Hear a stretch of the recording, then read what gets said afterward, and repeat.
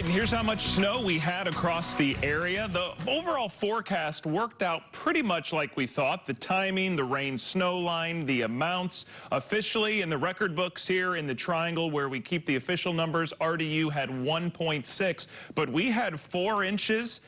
Some spots in excess of that up by the Virginia border. Unfortunately, our friends in the Sandhills, you know the drill. You missed out on most of it. But we've got another big weather maker coming this weekend, and we've got more cold weather. Remember, yesterday we were in the 50s. Barely got up to 40 today, and tonight we're going to be close to the coldest era of this season, which to this point has been 20 degrees. Tomorrow morning we're going to be 22, so not really much warmer, but not technically the coldest yet. That could come Saturday morning, as some of us will drop into the teens. So tomorrow morning, Friday starts off in the low 20s. Luckily, the winds will be calmer, so we won't have horrible wind chills. We'll have a lot of sunshine tomorrow, but remember, in January, the sun doesn't really warm us up a lot. That's what summer's for. We'll be in the mid-30s, just above freezing by lunchtime. 41 will be our high tomorrow, so not really that warm. And then again, a very cold night Friday night. Watch out tomorrow morning. While most of the roads are dry, there's a couple patches of water that might freeze overnight, leading to some black ice. So be careful of that on your Friday morning. And we didn't have this much snow.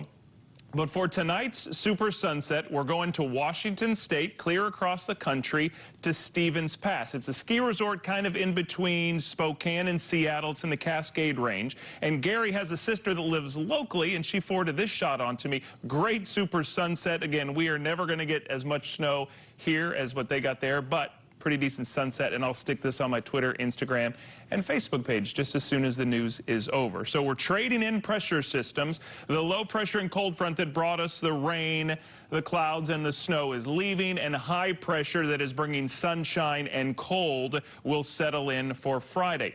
So tomorrow, a great day if you're warmed, if you're dressed for it, and if you're in a heated building. And it's going to stay chilly on Saturday. It's also going to stay dry, but we will increase the cloud cover. Our next big weather maker is another area of low pressure that is going to bring rain likely to most everyone on Sunday. Here's the problem. It's going to be cold enough Sunday morning where we could have something more than rain. And I'm not talking about snow.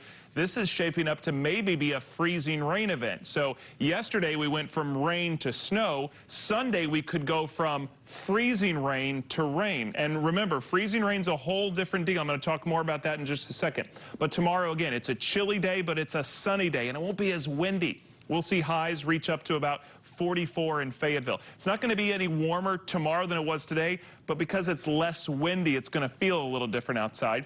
You've got some extra snow on the ground up north, so that might hold your temperatures back a little more than it normally would. So maybe upper 30s to right around 40 along the Virginia border, and we'll keep temperatures in the low 40s here in the Triangle. So back to Sunday morning. So here's what we're expecting. In the upper atmosphere, it's going to be rain where it's going to be warm. But here on the ground, at or below freezing. So when that rain falls and hits the ground, hits your mailbox, hits the car, hits the road maybe, it could turn to ice. So this is really hard to do in the atmosphere, but it's something that might happen here Sunday morning. So we'll be on the lookout for that. In the meantime, Friday and Saturday are dry and in the 40s.